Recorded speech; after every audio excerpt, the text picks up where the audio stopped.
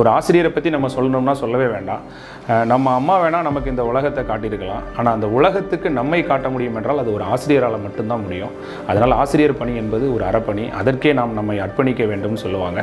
So நான் என்னுடைய மாணவர்கள் அனைவரையும் ஒரு ஆசிரியராக்கணும்னு ஆசைப்படுறேன். ஒரே வடிவத்தில் ஒரு நண்பனையோ ஒரு வழிகாட்டியவோ ஒரு பெற்றோரையோ ஒரு இறைவனையோ நம்ம பார்க்கணும் அப்படின்னு சொன்னால் அது நிச்சயமாக அது ஆசிரியராக மட்டும்தான் இருக்க முடியும். என்னை பல ஆசிரியர்கள் செதுக்கி இருக்கிறார்கள்.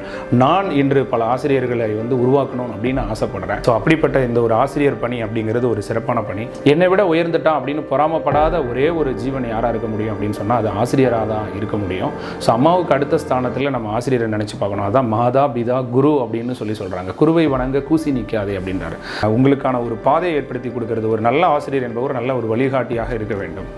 அவர் மாணவர்களுக்கு தன்னை மெழுகு போல உருக்கி இந்த உலகை ஒளிபர செஞ்சு அவங்களுக்கு ஒரு விளக்காக திகழ வேண்டும் இல்லையா? அதுக்கான ஒரு விஷயத்தை தான் நான் பண்ணி கொடுக்கணும்னு நினைக்கிறேன்.